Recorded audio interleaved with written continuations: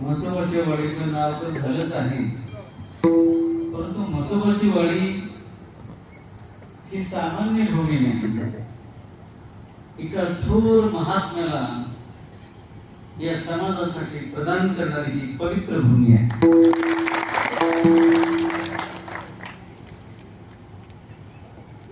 आणि पूजनीय विठ्ठल बाबांच्या माध्यमाने या वाडीचं, म्हसोबाच्या वाडीचं नाव पूर्ण महाराष्ट्राच्या कानाकोपऱ्यात गेलेलं आहे. पूर्ण जगात जिथं भक्त आहेत, भाविक आहेत,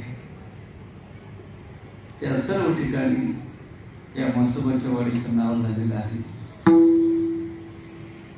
पुराणामध्ये आपण नेहमी कथा ऐकतो, पांडुरंगाचे लढेवार फक्त नामदेव महाराज आहे. नामदेव महाराज जसं सांगते तसं देव राहत होते. नामदेव महाराज जर म्हटले देवा तुला जेवण करावंच लागेल, तर देव भूक नसतानाही जेवत होते.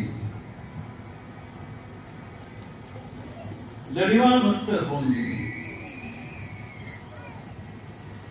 पांडुरंगाने